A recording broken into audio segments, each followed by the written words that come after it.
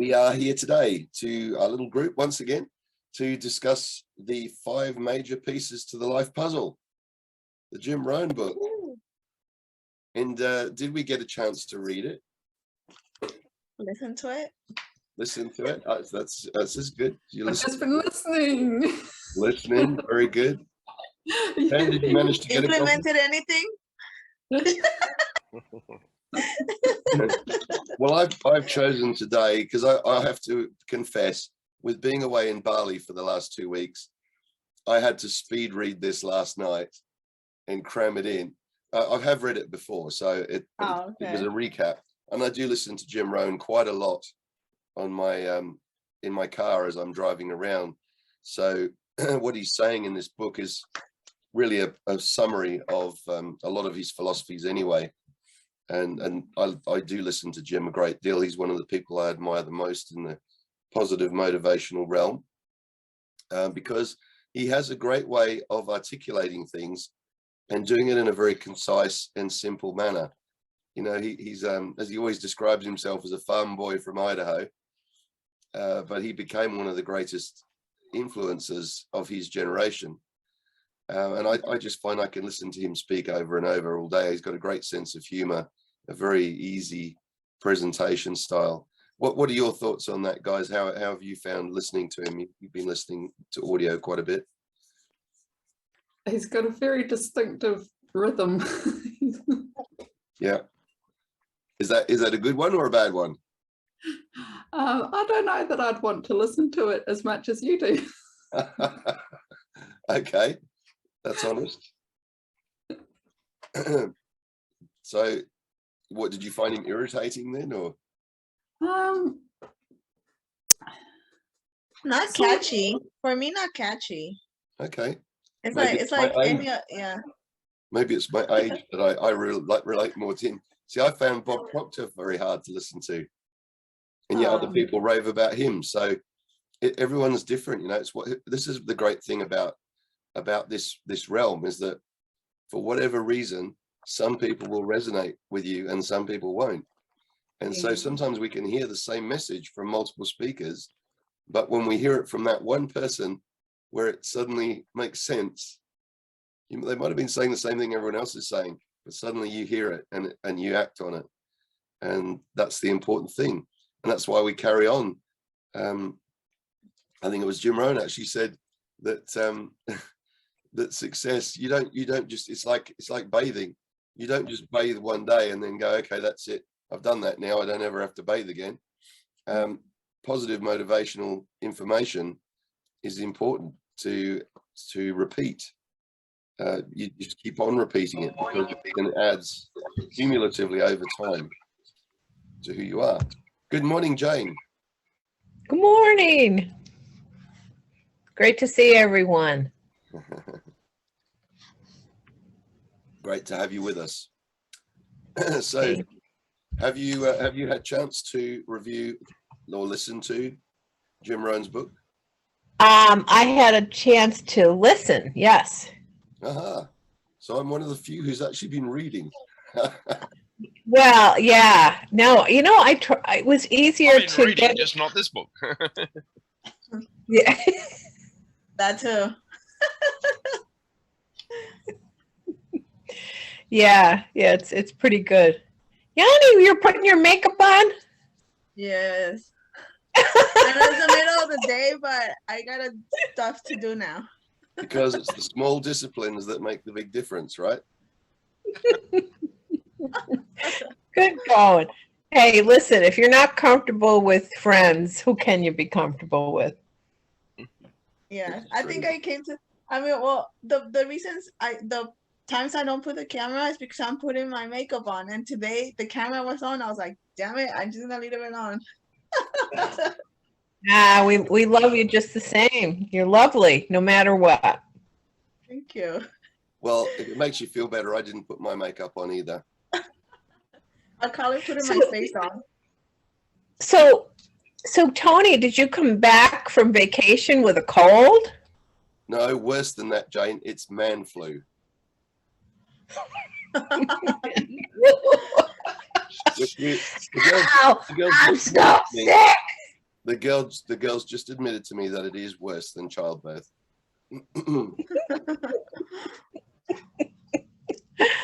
Oh, it's a good thing you're not close. Well, I know it's not COVID because I've already had COVID. So we got that one out of the way in time to go to Bali. So that was good. They still made us do a PCR test at Bali Airport, though. They did, okay. Even though we had a doctor's letter that proved that even if we showed positive, we were not infectious, so we didn't need the test. And even though we explained that to them, they still needed to tick the box. So. And you did not show up positive on the test. Because they never sent me the results. So, but I did show positive before we left, so I knew I'd already had it and got the doctor to sign off on it that we'd had it.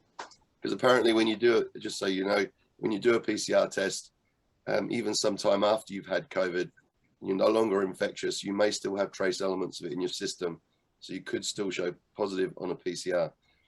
Just so you're aware, in case you have to prove that to anyone. Yeah, I heard up to even a couple of months. Yeah. Anyway, so as I said before, it's all about your attitude, and this is one of the great lessons from Jim's book. So the 5 major pieces to the life puzzle, a guide to personal success, and Jim will repeat these. I've listened to hours and hundreds of hours of his recordings, different presentations that he's given. Mostly, I have to say, on probably old-fashioned tapes and CDs rather than, but now he's on a lot of YouTube videos as well. They're digging up more and more of his content over the years, but his messages are repeated. They're not. He hasn't sort of said one thing one year and then come out with something different another year. He may present it differently, or he layers upon things, but the summary of what he's saying, the essence of what he's saying, is pretty constant right the way through. And the key thing goes back to when he was influenced by one of his great mentors. What was his name? Mr. Schilf. And he said to him, you are where you are because of the way you think, because of your philosophy. So wherever you're at in life, you've got yourself there. So realizing that, it has great power. A lot of people want to blame everybody else. They want to blame the government. They want to blame business people they've been in contact with. They want to blame bad luck. They want to blame all sorts of things. But the reality of it is that we actually have got ourselves to where we are through the choices that we've made. And if we accept that, it's actually very powerful, because once you take responsibility for being where you are, it means you also have the power to change it, to improve upon it. So the people who don't accept responsibility and want to blame everyone else are actually denying themselves the personal power to change things. So that powerful step, first of all, is to review where you're at and ask yourself, is it where you want to be? And if you're not where you want to be, it's because of the choices you've made so far. And those can be a lot of little choices that all add up to a big thing. So with that in mind, that first, he calls it the 5 pieces to the life puzzle, but he also goes on to say that he's, in his introduction, that he's not so arrogant as to assume that these are the only things. These are just his version of it and his definition of it. And there's a couple of things that I picked up that he's added in there that have been encompassed by other headings.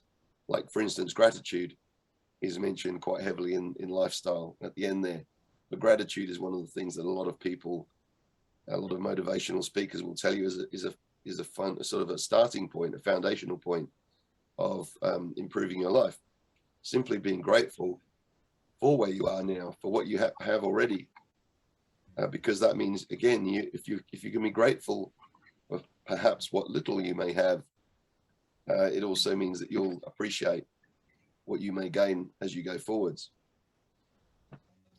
and perhaps less likely to be envious of others who may have more than you.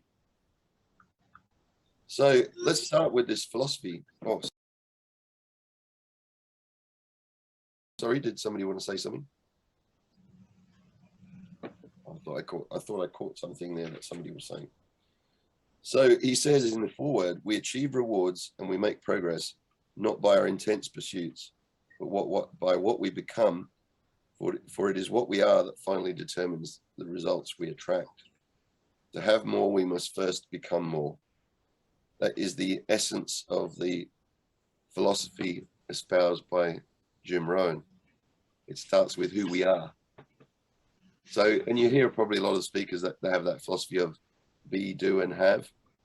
You know, be who you want to be, and then do what it takes to be that person, and you'll have the results that you want.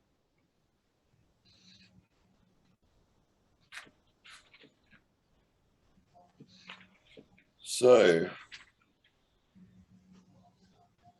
this is something I've always said in business, is when you want to change things, go back to the basics. Always revisit the basics, because those are the simple things that you can act on first. You know, if you want to improve a business, look at customer service as one of the basics. You know, look at the way we turn up for work, the way we answer the phone, the way do we smile at our customers, do we acknowledge people, all those basic things.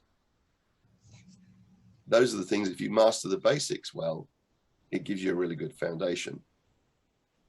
And he says these are the same keys to success and happiness that have existed for at least for the last 6,000 years of recorded history.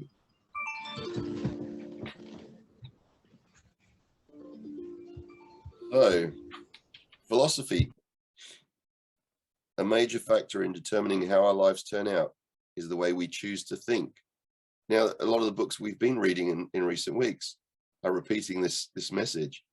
If you read The Power of Now by Eckhart Tolle, we are the masters of our own thoughts, or if we're not, we can be in trouble, because our thoughts are not us. We are separate from our thoughts.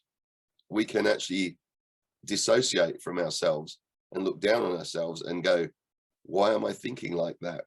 Why am I choosing those thoughts? That's very powerful when you realize that your thoughts will come at you, and very often they're part of your ego, part of your brain that is trying to protect you, trying to keep you safe. But is it actually acting in your best interests?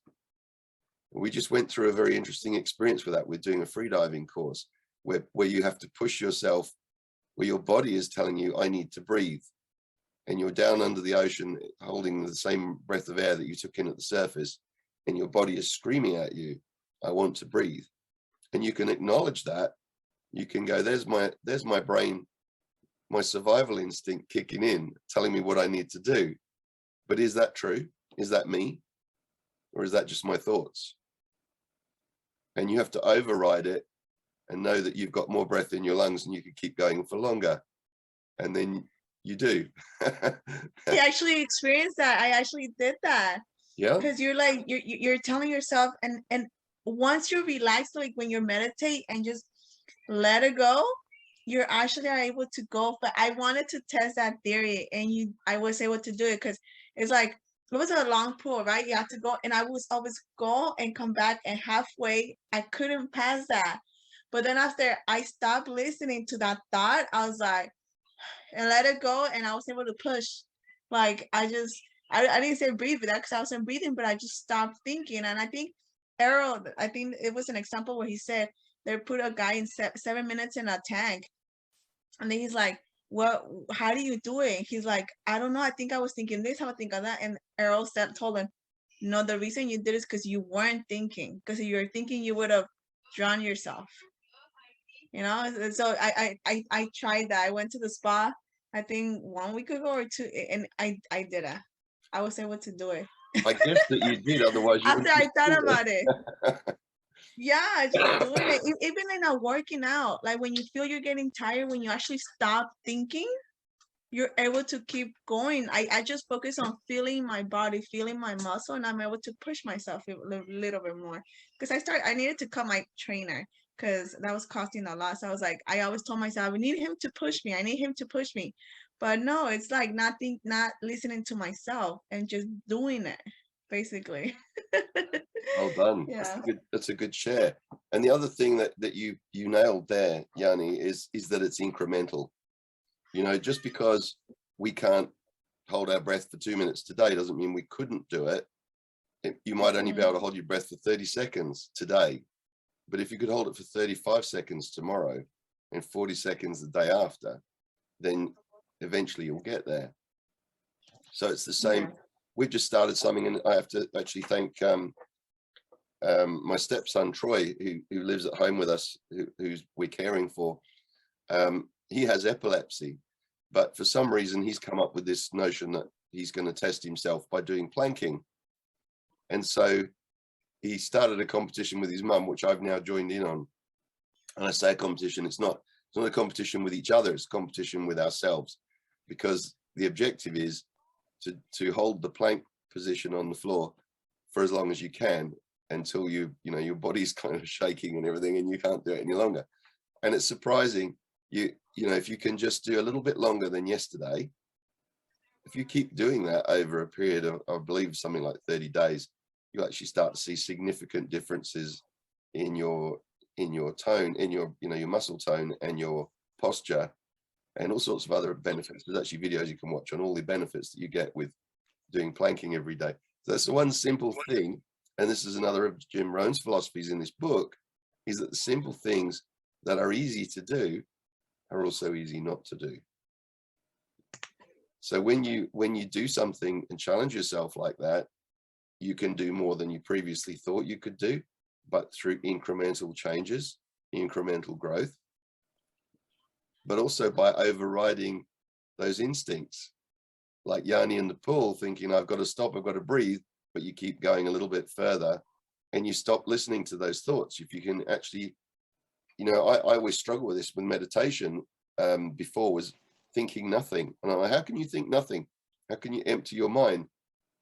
But it is something that you can practice, and it's hard at first, of course, but then it becomes a little bit easier, a little bit easier, a little bit easier. So whatever it is you want to do, and Jim goes on to talk about disciplines, the discipline of doing something like holding a plank for as long as you can, and then holding a little bit longer the next day. And if you can keep doing it each day, it becomes a habit, you know, as James Clear said in Atomic Habits, a book that we covered recently.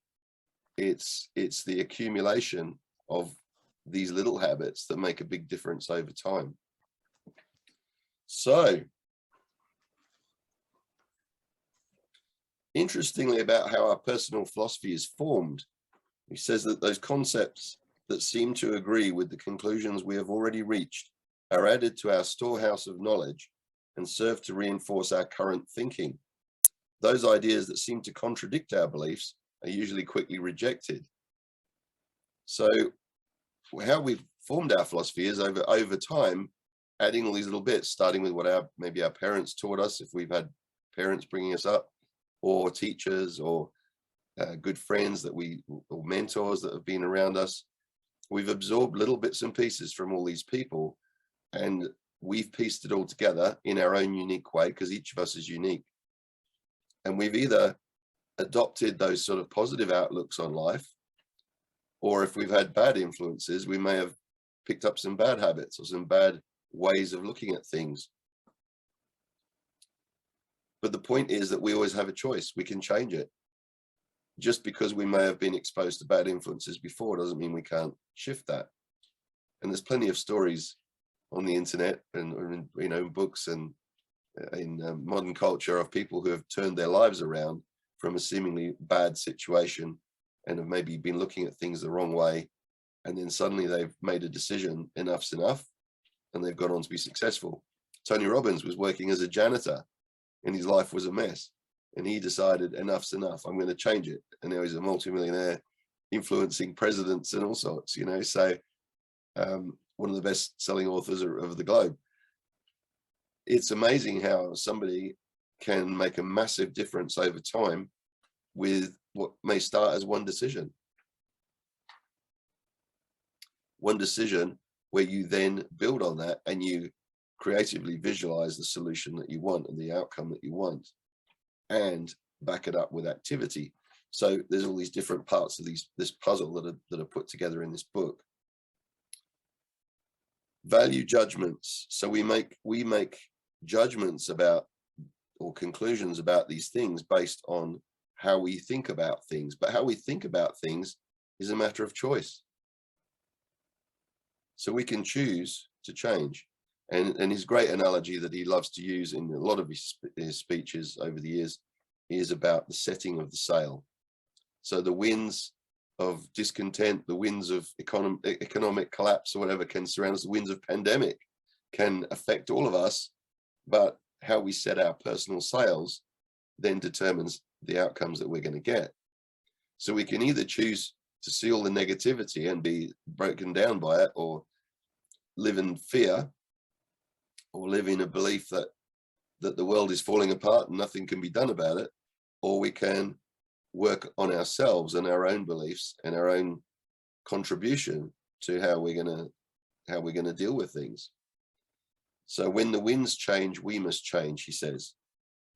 And here's something I've outlined in orange, people, that means it's important, right?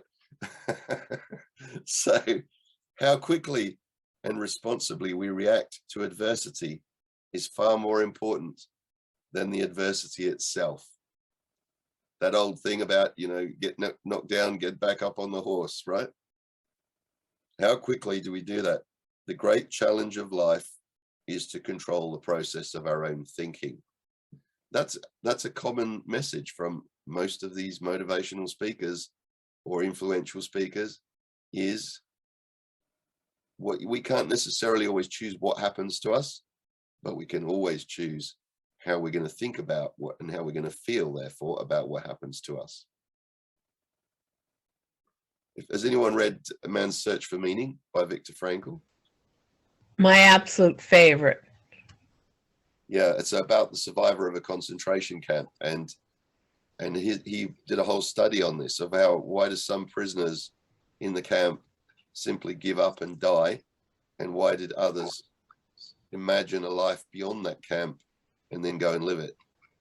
And it came down to the way they chose to think about the situation, and therefore it affected their attitude and their feelings about it and their beliefs, and they came through it. And the same research was done on Vietnam POWs, on a lot of people who are prisoners in conflict situations, people going through all sorts of trauma and hell, and the ones that could see beyond their current circumstances and creatively imagine a life that they wanted to have beyond that, they were the ones who had the inner fortitude to carry on and pull through it.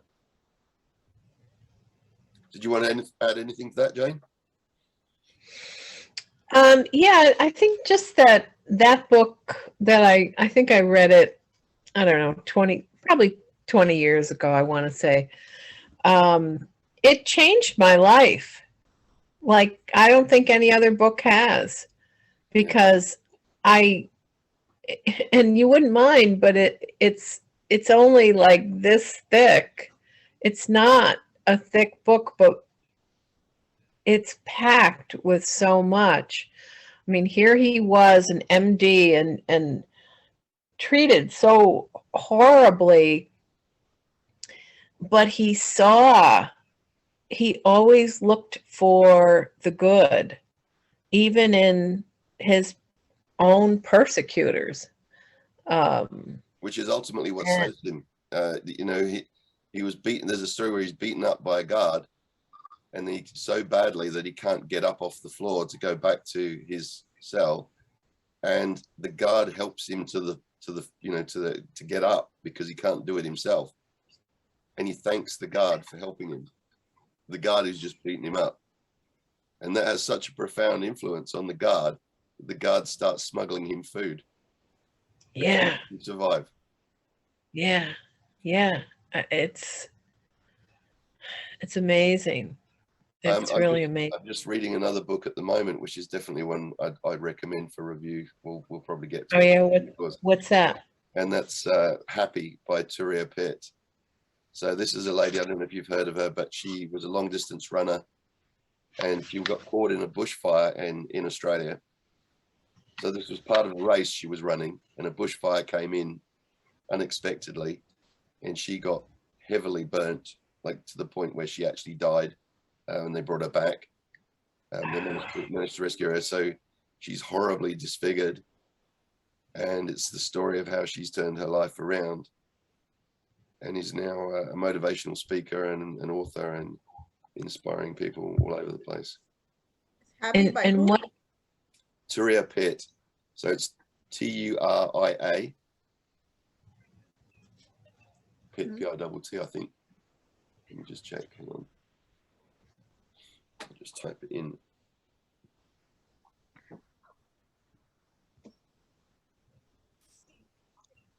Yeah, P-I-T-T.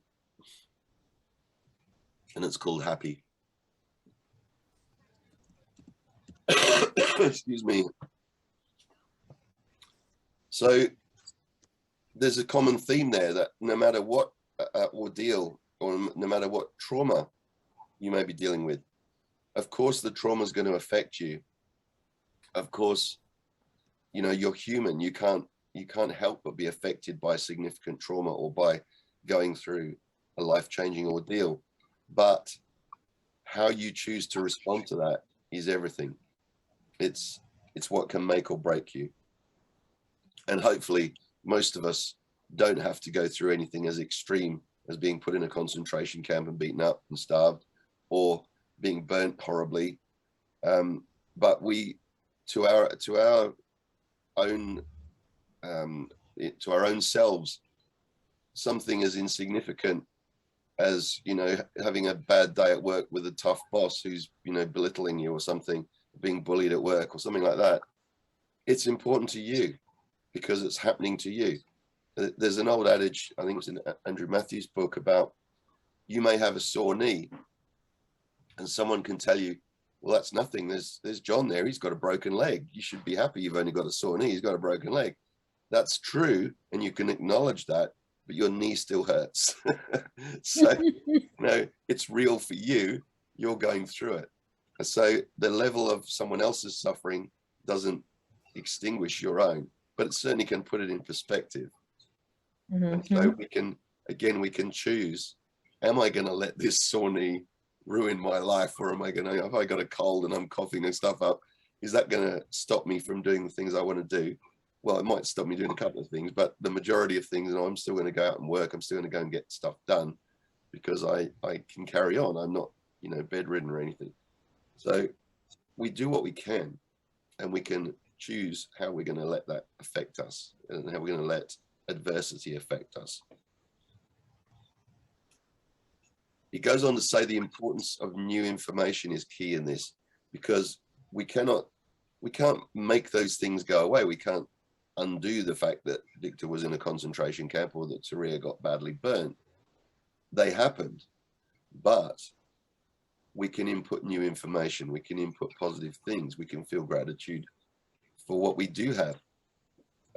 You know, I've just read this. Joe's read the book before me, so she's sort of telling me, spoiler alert, you know, telling me some of the things that are coming up.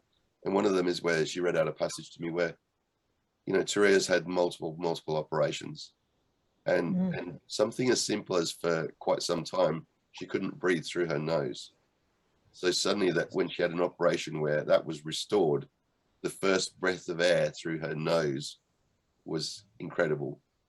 And yet that's something we all take for granted. Wow. So, you know, we can input new information.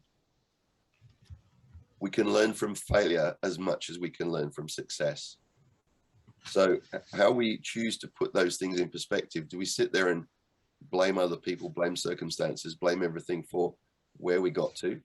Or do we accept, okay, I made some mistakes there, but we don't beat ourselves up for them. We go, that was part of my learning curve. So the way we choose to look at our own mistakes, our own indecisions, our own stuff ups is a huge factor in shaping our attitude for future opportunities. If we can go, yeah, I got that one wrong, but I've learned from that, that's okay. That's the hallmark of people who go on to win things. You know, people who lose the tennis championship, or who lose the election, or, you know, John Howard lost how many elections in Australia, and he hung in there and came back and ended up being prime minister. He didn't just give up and go away. You look at any person who's been successful. This is why I love reading biographies too. They've all gone through their stuff. They've all gone through challenges. They've all gone through those moments when they think, can I really do this? Is this really something I can achieve? And then they keep going and they pick themselves up. They have another go, or they go and learn something new that's going to give them a better chance. So this constant adding of new information, you know, like I said, self-motivation is like bathing. You don't just bathe once and go, that's it, I've done it now, don't ever have to wash again. This is how we learn to set a better sail. And he talks about learning from outside voices too. So we may not be able to go and sit and listen to or talk to Taria Pitt and pick her brains. We may not be able to go and talk to Viktor Frankl. We can read their books, or we can listen to their recordings. There nowadays are TEDx talks. We can listen to CDs. We can listen to audio recordings. Really, we've got access to just about anyone, more than we've ever had before. So what's the difference between the people who take take advantage of that? Well, in Jim Rohn's day, he talks about the library card. You know, back then, there's free books in the library, but people don't bother to get the library card and go and get the free books. They can't even use that excuse anymore. Everyone's got a smartphone or a connection to the internet somewhere where we've got information about everything you could ever want to know. If you want to know how to burn a wood stump or the correct way to fold an extension lead, you can Google it and you can find the answer. So there's really nothing you can't find out nowadays. Is that fair? So true. But why don't we? Because the things that are easy to do are also easy not to do. So finding good counsel, learning from other people, learning from people who have done what we want to do, learning from people who stuffed up at it.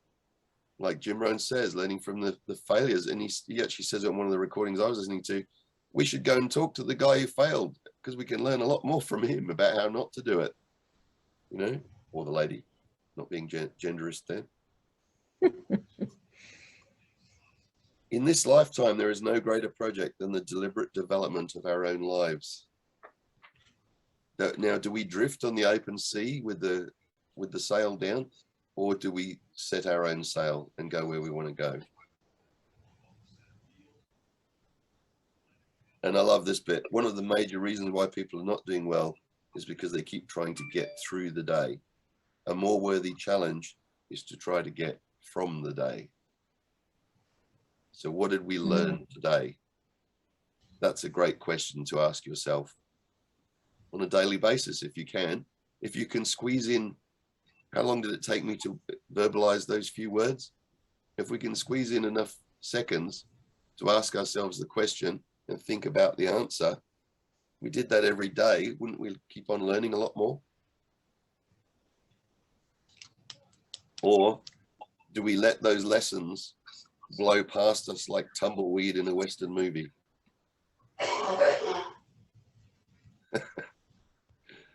That's you, Stan. I think was that Stan sneezing? Not sure. I think he's muted actually, so it couldn't have been. All right. Be alert, be awake. It's a good start, isn't it? Learning to listen. Well, that fits in with this. One of the greatest attributes of leadership is effective communication, and learning what to say comes only when we've learned how to listen. So the information is out there, but we must learn to become a better person. Reading, keeping a journal, thinking, asking ourselves better questions. Tony Robbins says that, doesn't he? If you want better results, ask yourself better questions. It's easy to get stuck in the loop of asking the wrong question. Oh, why does this always happen to me? Why can't I do this? The better question might be, how could I do this? How can I do this? What will I have to learn? What am I going to learn? that's going to enable me to do this? So simple, subtle changes in the questions we ask ourselves. And that could come through journaling, which Jim Rohn is a great advocate of journaling. That a life worth living is a life worth documenting. Interesting. I love this point too, that success or failure, neither success or failure, occurs in a single cataclysmic event. Well, it can do, but it's not usually that. Both are the result of the accumulation of seemingly small and insignificant decisions whose collective weight over the period of a lifetime presents the individual with his or her proportionate reward. So it's the little decisions that we make daily that add up to a result down the track. Okay. So only through our personal philosophy can we change not only our own lives, but also the lives of those around us. So really that is the key part of the puzzle, is the philosophy, the way we choose to think, the way we choose to look at things, the way we choose to learn from our adversity, or, you know, and be inspired by the desire to improve, set a better sail, or by just, you know, choosing to give up or choosing to blame somebody else, choosing bad company, choosing the wrong lessons, choices, decisions, and selections. What we think determines what we believe influences what we choose defines what we are, and what we are attracts what we have. So, and then he goes on to about creative visualization, that we must learn to see in our minds the result we wish to achieve, and then go to work on building a solid foundation to support this vision. So that the secrets of success are subtle and incremental, little changes, little decisions. Also, the secrets of failure are incremental and subtle and can creep up on you quite easily. You know, Jim, and we covered this with James Clear. You know, if you don't do the habit that you're trying to, you know, stick with, if you don't do it for 2 days, that becomes a new habit, the habit of not doing it. So how important is it to decide what you want, what's going to get you there, and then be disciplined enough to follow through on doing it?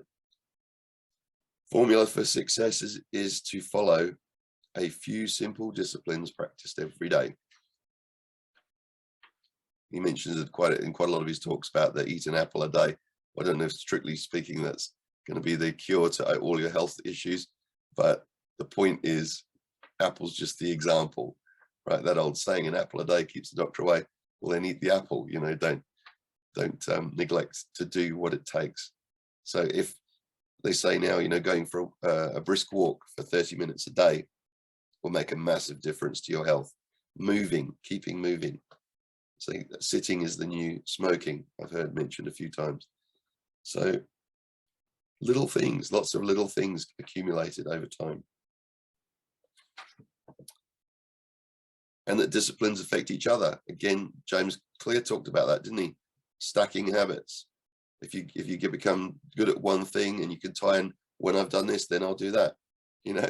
And it's also adding in the things that you know you have to do, but you don't really want to do, like do the dishes or clean up the room, whatever it is. You know, you don't get to watch your favorite TV program until you've cleaned up the room. We start that with our kids, don't we? We tell them, you're not going to get your dessert until you've cleaned up this or done that, you know, which we reward them with treats for doing the thing that they don't really want to do. And then we forget to do that to ourselves as adults sometimes, don't we?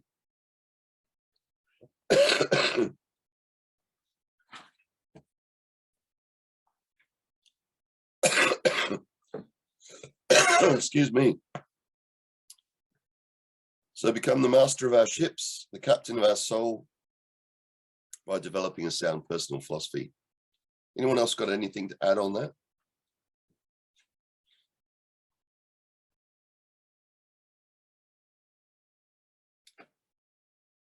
Well, it goes on to then attitude, doesn't it? If we get that right, having the right attitude is an essential prerequisite for success and happiness.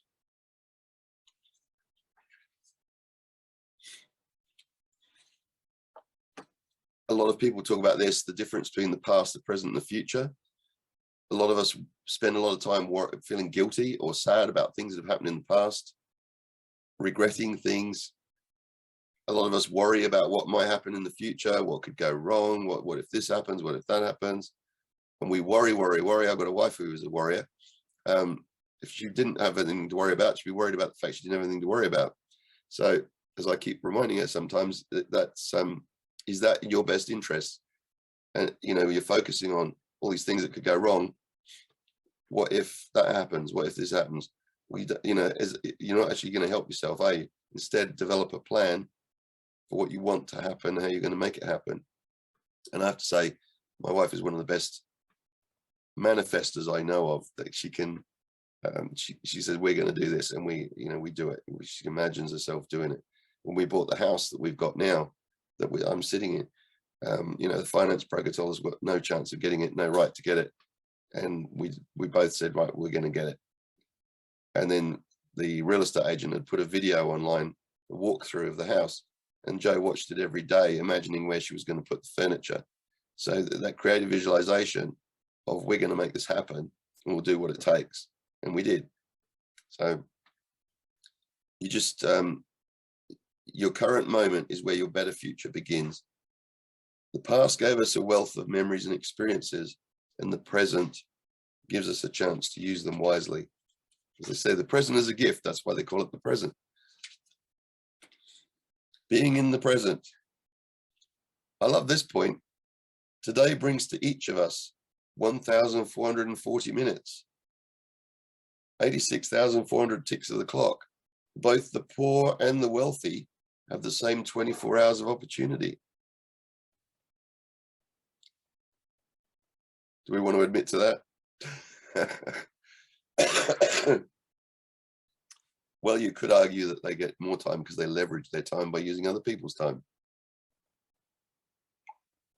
There's a good movie about that, actually, with Justin Timberlake in it, about where the currency of the world is time, and you've got a clock on your wrist that when time runs out, you drop dead. So they figure out how to barter with time. I just seen that movie last week again. It's funny because I just finally got the point of that movie, and also the movie with Bradley Cooper where he takes a pill and he remembers everything. I think that's really Limitless. Where this man takes, you know, control over everything. Like you remember everything. And I think the only reason you remember everything is because you were present in the moment. And just like the on-time one, I think a lot of people are criticize that, oh, they have more time with it, because at some point they have to do like I consider myself, you have to work, grind, and this and that, because I when I wake up at 8, I don't have time to do my own personal growth, my eating, medicine, and that. So my day feels like shit. But if I wake up at 6 when I know I have time, or my goal is at 5 to be able to have extra time to be able to do it, because when I used to do that, I feel like at 12, I already had done everything I needed to do, and then I had more time to do things I enjoy. So being able to know where you allocate your time is so legit, you know, good. And I think the only thing I wanted to do was say in the last month, count how many times you meditated, count how many times you wrote, count how many times you made a list, and count all that stuff, because even though it's mundane, it actually lets you know where you're at.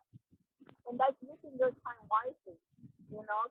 It's funny, I was talking to this friend when he was like, oh, but you haven't done this, you haven't done that. And I was like, I know I still haven't done a lot. But then when we were talking, I was like, oh, but I connected with this person that had this about me, and then I did this because I wanted this. And I'm like, no, I have been doing something. I've been getting to know myself. And that itself allows you to connect with a lot of people. So I've been networking, and that's important as well. So it's funny that I feel like doing too much, but then I got to know myself why I do like and not like doing certain things, which is important too. I couldn't hear all of that, Yanni. I've got to admit, you dropped out a couple of times.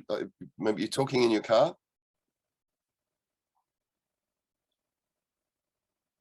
Yes, I'm in the car now. Okay. Oh, my bad. That's all right. I heard quite a bit of it. I don't know if everyone would have heard all of that. But No, can you turn up the volume, Yanni?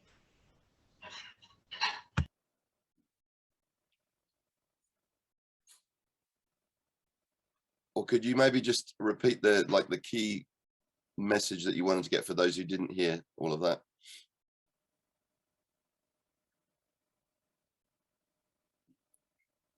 Maybe if she's driving, it might not be the best time to ask her that. Let's think safely first. So what did anyone get enough of that to be able to summarize what Yanni was just saying? You couldn't hear it clear. We'll come back to Yanni when she's able to speak. Okay, I'm sorry. Can you guys hear me now? Yes, much better. Yeah, much better. All right. It was funny that I was talking about the movie that I finally understood the Justin Timberlake movie. When I first saw it when it came out, I didn't get it, but now that I'm learning about all of this, it does make sense. You know, you are spending your time with what you're doing, and it's funny. This guy was telling me like, "You're so smart, this and that. Why you don't have the success you have? Why you're not making money, this and that? Why you're not doing what you're supposed to do?" But I'm like, it kind of made me feel bad, but I'm like, well, Oh, you dropped out. Okay. So yeah. Oh, you're back. So that's why I was kind of like, even though I'm not working where I'm supposed to, but I'm taking the time to getting to know myself, and I think that's a lot of times what people don't find that important, but I think it's the most important thing, that what you want to do and what you don't want to do, and writing those things down, like the book was saying, taking the time to see how many times you've read, how many times you've written down, how many times you've done a list, how many times you've done all this stuff. It's so important, you know, to guide you from where you are and where you're going. Like that friend made me feel bad that I wasn't doing a lot, but I was like, I am doing something because I'm getting to know myself and what I like and what I don't like. So Yeah, absolutely. That's a great lesson, Yanni. So getting to know yourself is definitely one of the key points, and making the most use of your time, extracting the value from each day. That's a big lesson that Jim is putting through, not just in this book, but in a lot of his speakings. So I'm just aware of time, actually, that we are coming towards the end of the call. So I'd like to just check and ask your permission. We had endeavored that we would try to cover this whole book in this one session. I think that may have been slightly over optimistic. If you're okay with it, I'd like to revisit this book next week as well and go through the second part of the book, because we've talked a lot about the first couple of points. So we'll agree to do that. Yanni made a great point there. I mean, the movie that she was referencing was Limitless, which, if you haven't seen it, is well worth watching as well. That principle of the magic pill that we're all looking for, you know, that you can take the magic pill and suddenly you're super smart and you know the answer to everything. You can speak different languages, and you've got martial arts skills, and anything you are exposed to, you learn it and adopt it. So this guy becomes like a superhero. How many movies do we watch these days with superheroes in? We all want to become the superhero overnight, don't we? We want to be like Thor and pick up the hammer and suddenly we've got super strength. That we're looking for these magic bullets, but in reality, the magic skills of superheroes in fiction, they're accumulated through over time, through perseverance, through reflection, through learning. One of the series that had a big impact on me growing up was, I used to watch this series called Kung Fu with David Carradine as the main actor. Anyone old enough to remember that one? And it was about young Kwai Chang Caine, who was a Chinese guy who had come to America, and he'd been trained as a Buddhist monk, I think, a Zen Buddhist monk, but he had also been trained in all the martial arts skills. So, you know, basically the theme was that he'd get picked on, or somebody would get picked on by a bad guy, and he'd have to go and sort it out. And, you know, he didn't want to get into a fight because that was always the last thing he'd ever want to do, but he'd always have to defend himself or defend the other people. So then he'd use his martial arts skills and beat up the bad guy. and, you know, rescue the girl and all that sort of stuff, you know. But his opening line on the TV, it was a long running TV series, was, I seek not to know all the answers, but to understand the questions.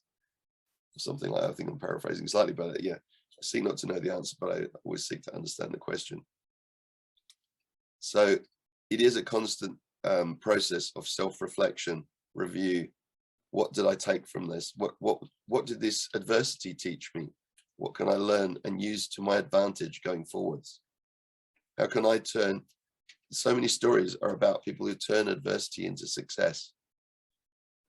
So this is one of the philosophies I've always learned. And my mother, who lived to be 100, always used to say, oh, well, that wasn't meant to be. If something didn't go to plan, it just wasn't meant to be.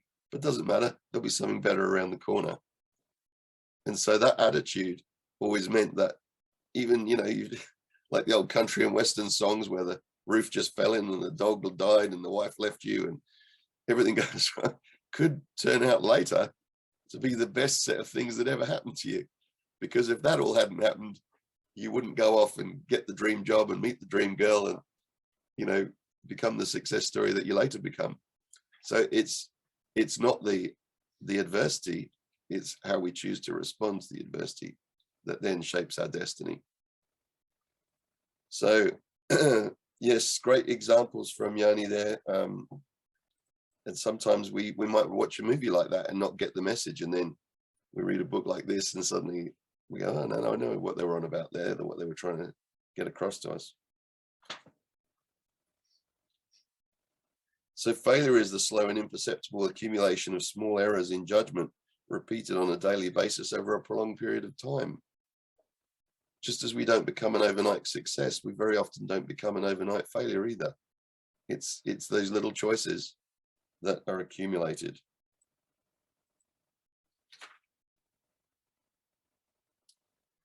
And who we hang out with. Well, we're on the call, we're with the right people, aren't we? We're hanging out with people who are going to inspire us and influence us and review positive books and learn from them. And it's better to spend a little time, 1 hour a week with these people, than it's to spend a lot of time with the wrong people. What's that old saying? Birds of a feather flock together.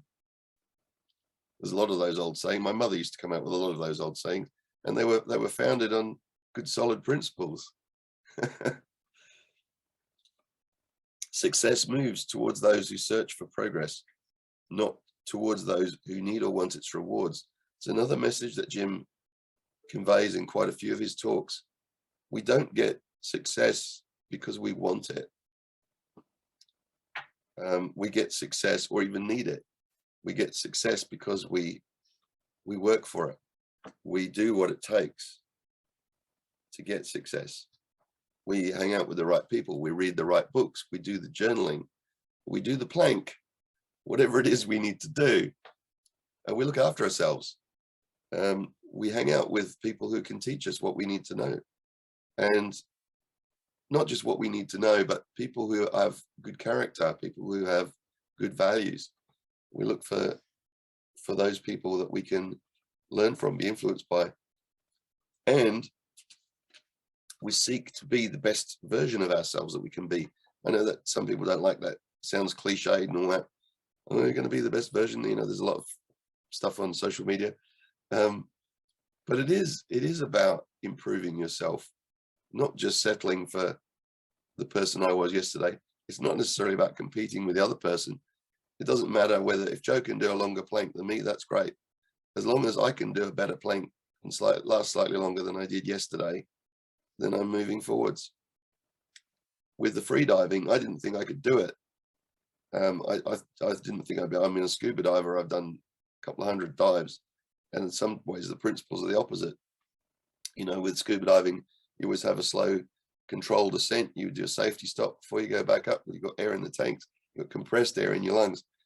So you release, if you were going to go right to the surface, you'd release the air out of your lungs as you go up, because it's going to expand, cause you an expansion injury if you don't. Free diving, it's the opposite, because you've got the air that was at the surface when you started. So you hold on to that air and you go back quickly to the surface. And I didn't think I could do it at all. But both Joe and I got down to 8 meters below the surface, which means 8 meters down and 8 meters back. So that's actually 16 meters. You know, a lot of people do a lot more than that. It doesn't matter. We did a lot more than we thought we could do. And I have a great respect now for those people. You see videos of them free diving for several minutes underwater and going through caves and all sorts of things.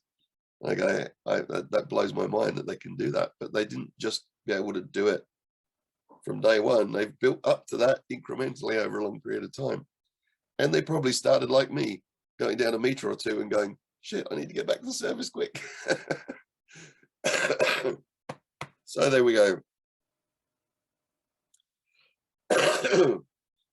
How many things in our life, when we look back, that we do now and we take for granted, we couldn't do when we started? What about driving? Anyone here drive? What was your first drive like? Did you have to change gears and kangaroo down the road? You know, stop start because you didn't get the clutch control right, or forget to turn the indicator on, or forget to look in the mirror and get wrapped on the knuckles by the driving instructor for not looking in the mirror before you move.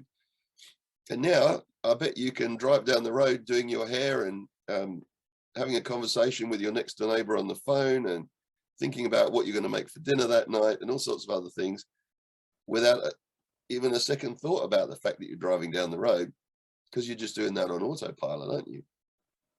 But so that's the point, that, you know, what you can do now easily, at some point you had to learn how to do it, and you were probably terrible at it when you first started. Maybe even didn't think you could do it. I can remember helping my son to ride a bicycle, and we took his trainer wheels off the bike, and he was struggling to get his balance, and he was frustratedly saying, Dad, I can't do this. I'm never going to be able to do this. And I went, yes, you can. Keep going. And a few minutes later, he was doing bike tricks up and down the road, you know. But we all go through that. You know, if we gave up, none of us would be walking, would we? Because when we were toddlers, we'd fall over all the time, but we just kept getting back up and keep walking till we could walk properly without falling over. And then as we get old, you know, we regress back to struggling to walk again. But it's amazing how we can do more than we thought we could do. And very often that starts with how we think. And so that is the fundamental tenet of Jim Rohn's teachings, is really it all comes back down to not just how we think, but how we are choosing to think. And that those choices are repetitive. There are, you know, we make choices all the time, all through the day. We can choose to be annoyed by the driver that cuts us off in traffic, and Jim Rohn would call that naive. That's what they're supposed to do. They call them the cutter off in trafficker, you know. That's what that person's supposed to do, to teach you a lesson, maybe in patience or humility, or not getting drawn into somebody else's bullshit. You know, if the customer service assistant is rude to you, maybe it's just because they're having a bad day. Does that mean it has to ruin yours? Well, only if you choose to let it, or you can let it go. You can go, oh, sorry, that person's having a bad day. They're always in a bad day. Never mind. You can give them a smile. Tell them something nice. We all have choices each day, all through the day, and those choices will add up to something.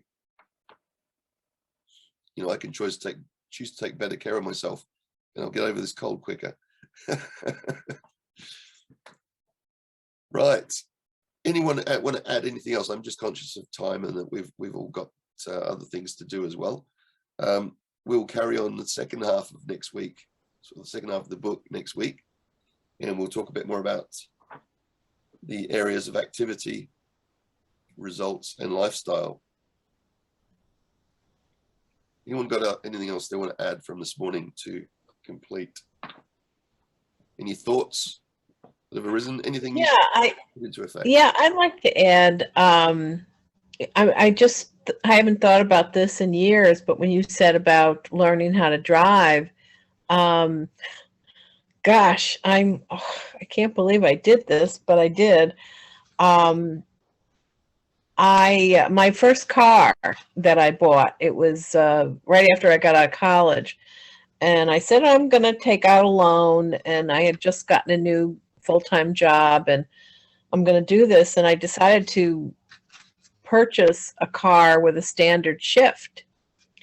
Now, I really didn't know how to drive a standard shift, but I bought the car and I drove it home about 20 miles, 25 miles. Wow. And it's like, that was on a Friday, and I had to get myself to work, which was another 20 miles in the other direction. And I spent the weekend teaching myself how to drive a standard shift. I think there's something a little insane about that. But I had it in my head that I should have a standard because I'll get better gas mileage, and it's something I should learn. It's like, I haven't thought about that in years, so thank you for, and please do not think poorly of me after me telling you that. Well, you survived, so I what was that story about my wife's never had an accident, but she's seen hundreds of them in a rear view mirror.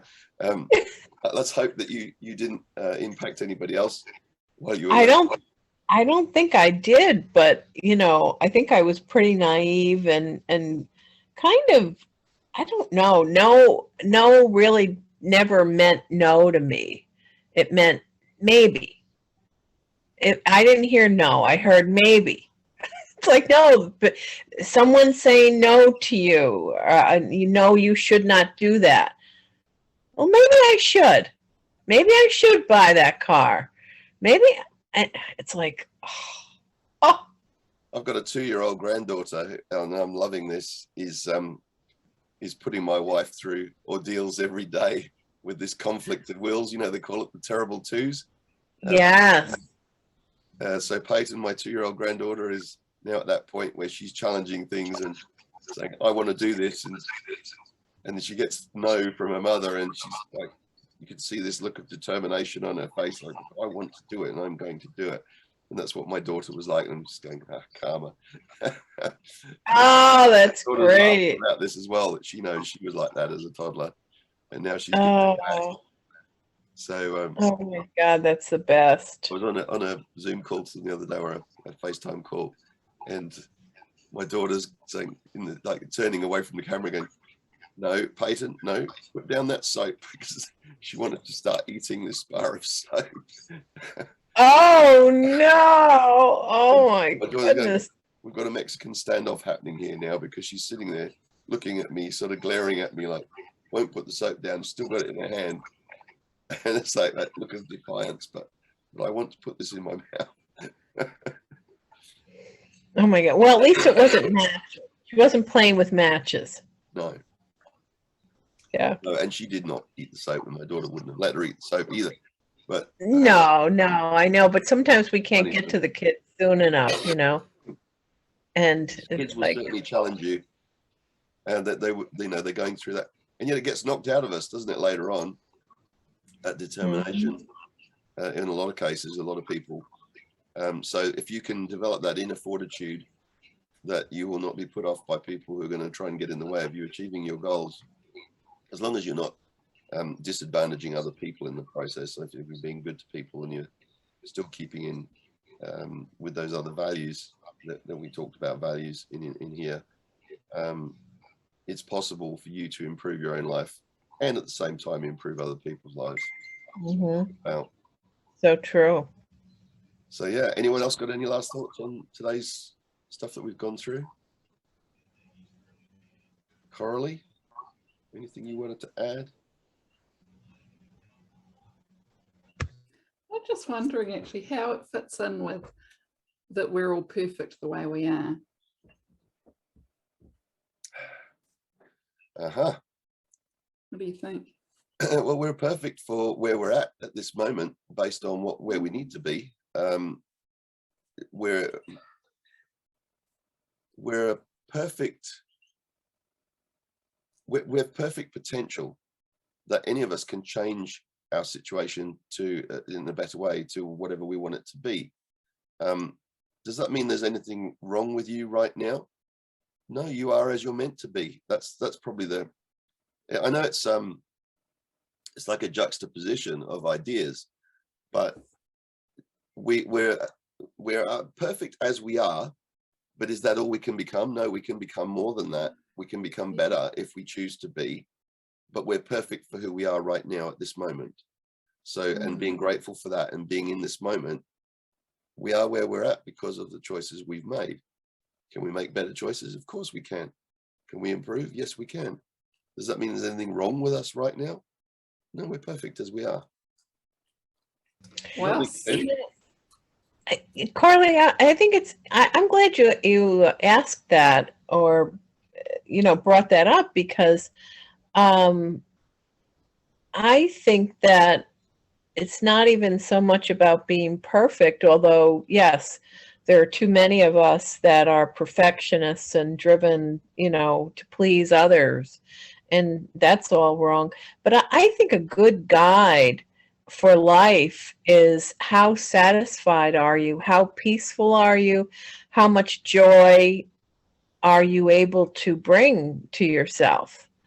And to me, that's my guide.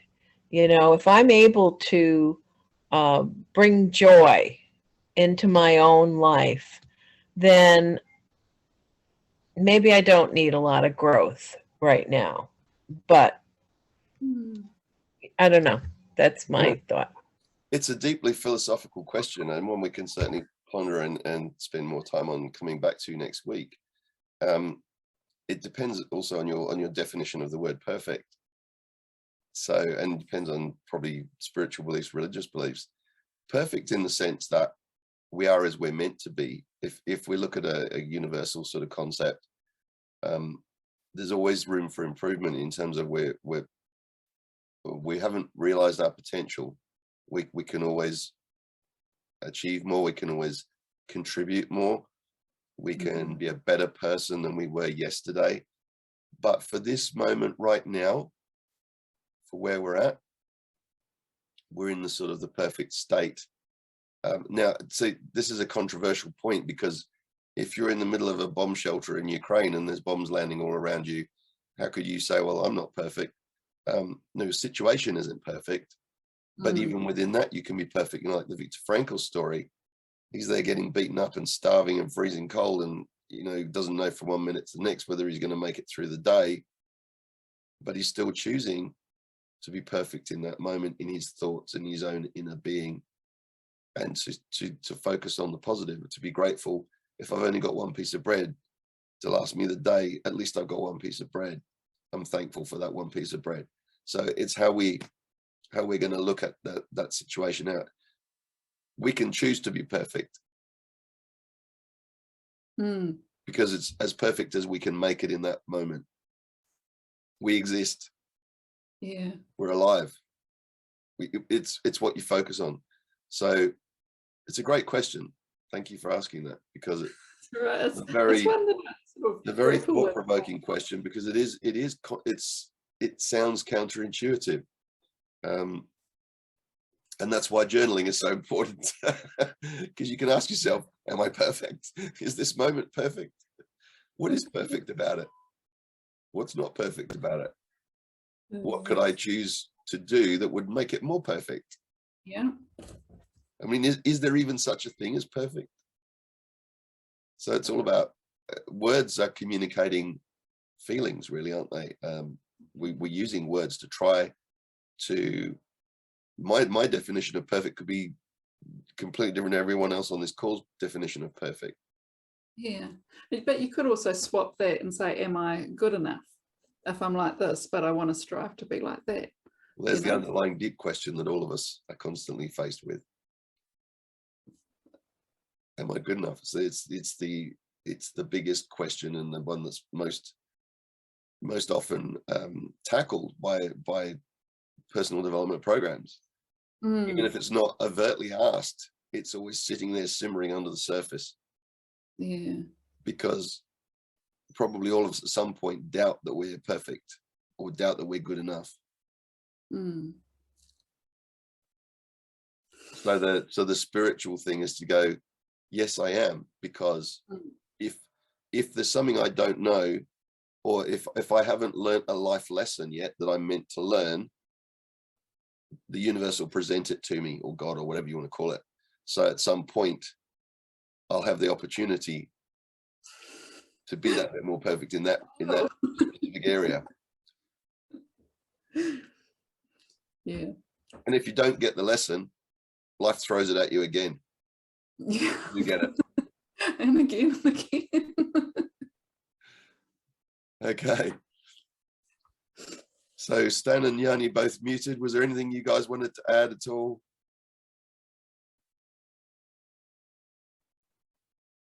Whoever picks up the mic quickest, 5 seconds. No. Okay, we'll leave it there for today. Thank you all so much, guys, for attending and contributing. And I'd suggest that we all go back and review that and see what we've learned from it. And if there are any more deep philosophical questions like Coralie just asked, let's explore them next week. I like it a lot. Between us all, Thank you, everyone. we will solve the answer to the biggest question of what is the meaning of universe and life and everything, which we'll know if we Hitchhiker's Guide to the Galaxy is the answer is 42. Figure that one out. Okay. I love it. Cheers, Get guys. well soon, Amy. Bye. See ya. Bye-bye.